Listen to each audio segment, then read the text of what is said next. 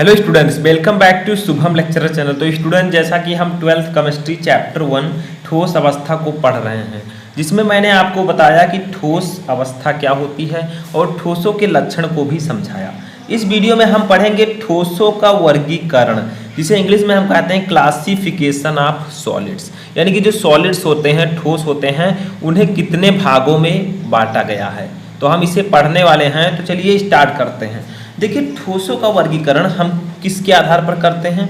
घटक कणों की व्यवस्था। ठीक है। अब घटक कणों में दो प्रकार की व्यवस्था होती है, एक लघुपरासी, एक दीर्घपरासी। ठीक है, अभी हम पढ़ेंगे आगे। तो देखिए, घटक कणों की व्यवस्था के आधार पर ठोस पदार्थों को मुख्यतः दो प्रकारों में वर्गीकृत किया गया है। ठीक है, तो हम क्या करेंगे? सबसे पहले इसे वर्गीकृत करेंगे, तो इसे यहाँ पर हम लिखेंगे ठोस। अब ठोस को क्या कहा गया कि दो भागों में बांटा गया है।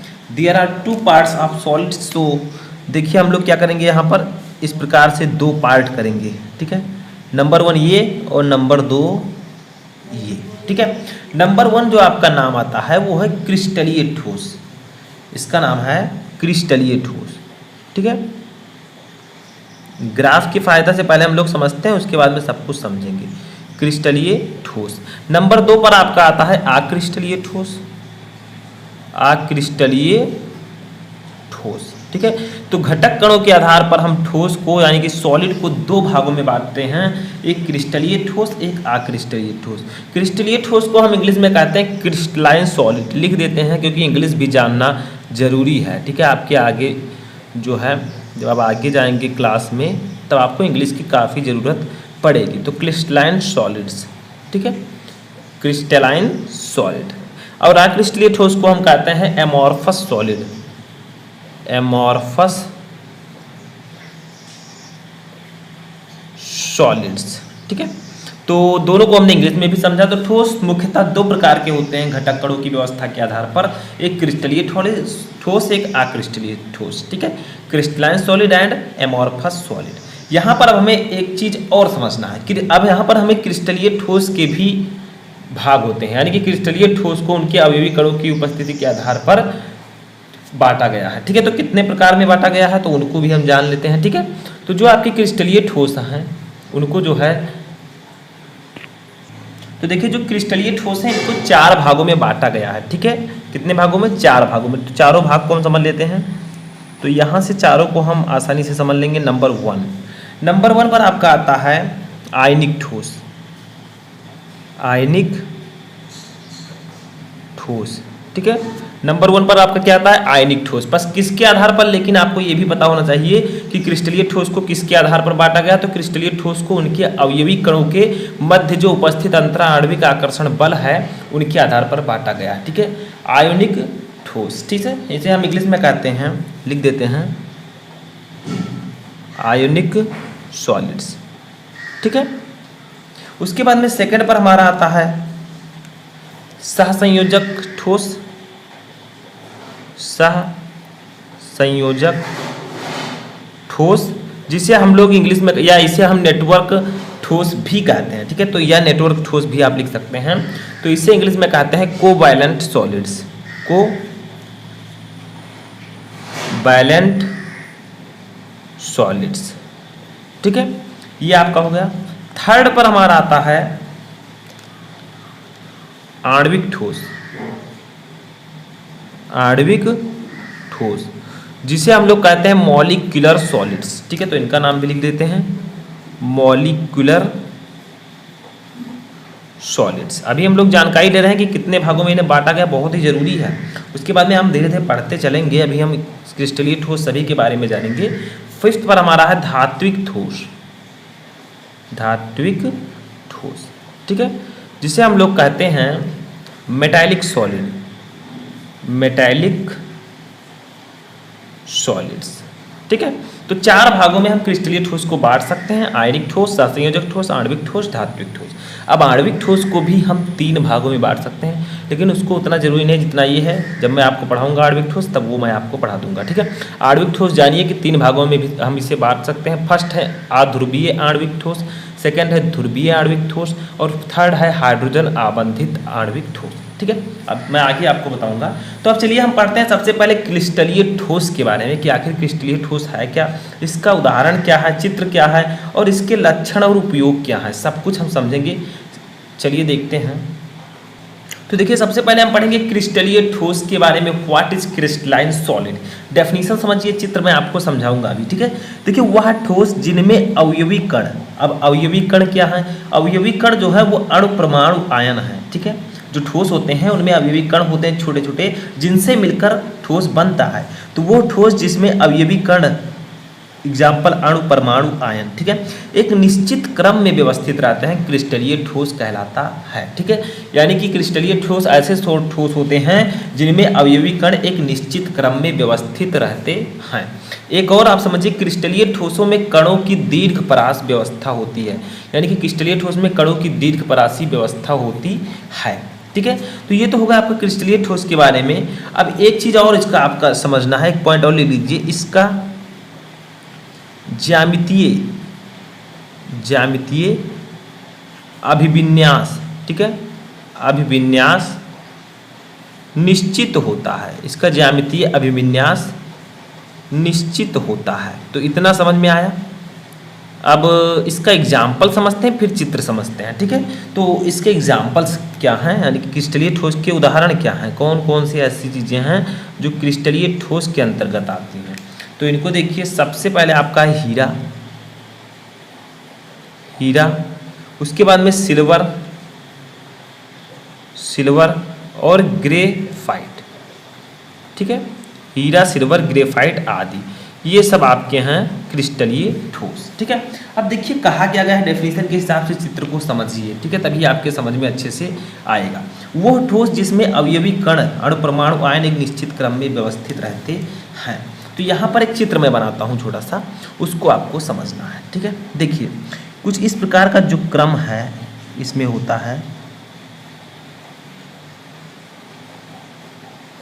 थोड़ा टेढ़ा मेढ़ा बन सकता है लेकिन आपको एकदम सही से बनाना है, ठीक है।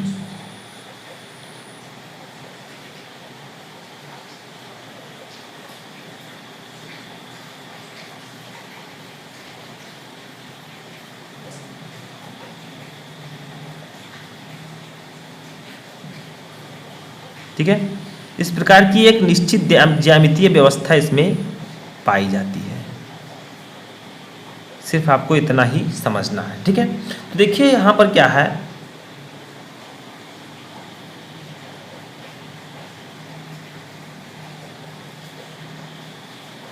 देखिए कुछ इस प्रकार की एक निश्चित ज्यामितीय व्यवस्था क्रिस्टलीय ठोस में पाई जाती है। अब यहाँ पर होंगे क्या, क्योंकि ये आपका सॉलिड है तो इसमें अवयवी कण होंगे, ठीक है, क्या होंगे, अवयवी कण। तो ये जो है एक निश्चित ज्यामितीय व्यवस्था, देखिए किस प्रकार से है, जिस प्रकार से ये क्रिस्टल जालक है उसी प्रकार से ये है, ठीक है। तो क्या है इसमें जो व्यवस्था है, इसकी जो ज्यामितीय व्यवस्था है वो एकदम निश्चित है, ठीक है, सभी क्रिस्टल एक समान हैं।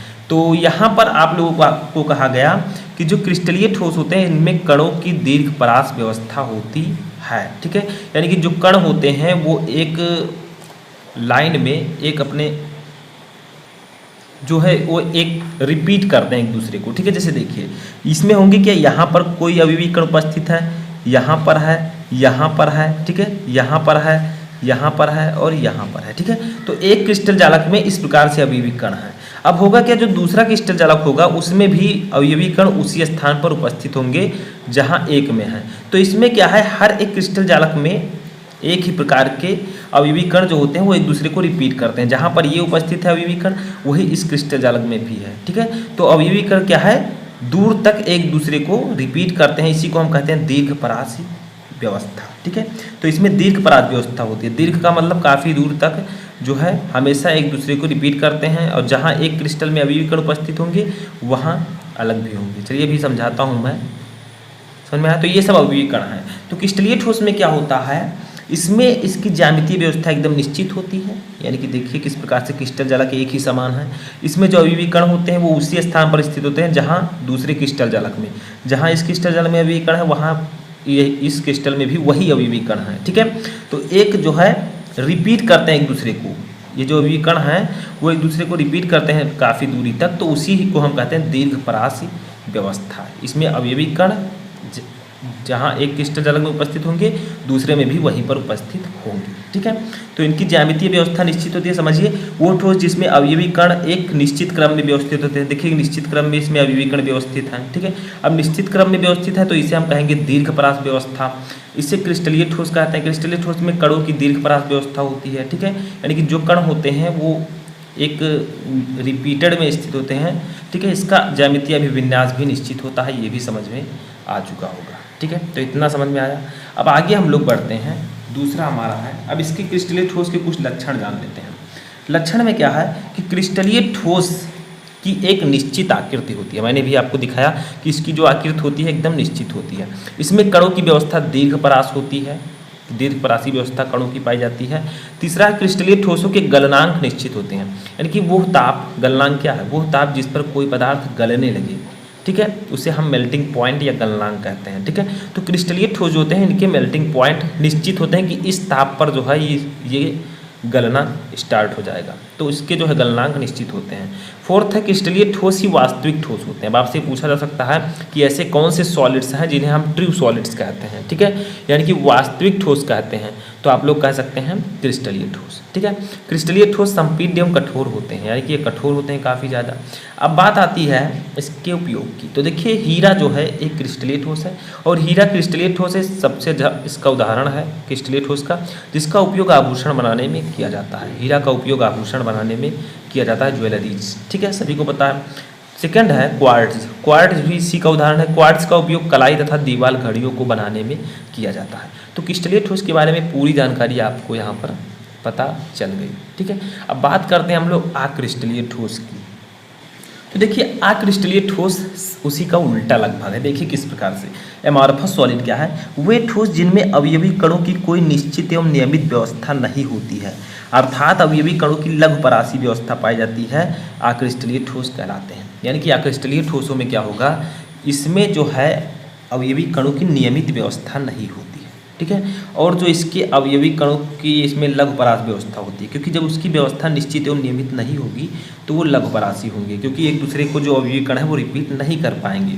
तो इसी को हम कहते हैं अक्रिस्टलीय ठोस। ठीक है, इनके अगर ज्यामितीय विन्यास की बात करें तो ये निश्चित नहीं होता है। ठीक है, लेकिन उसमें निश्चित होता था। जैसे देखिए यहाँ पर समझिए, फिर से हम लोग उसी प्रकार से समझते हैं। ठीक है, तो देखिए इसमें भी जैसे कहीं कहीं रिपीट करेगा इस प्रकार से। ठीक है, इस प्रकार से कहीं इस तरह हो जाएगा।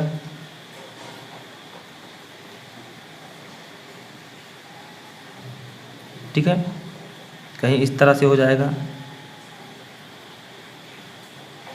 कहीं कहीं रिपीट कर सकता है। ठीक है, तो इसमें क्या होता है, एक निश्चित व्यवस्था जो है नहीं पाई जाती है। ठीक है, इसमें जो अवयवी कण होते हैं उनकी जो है निश्चित व्यवस्था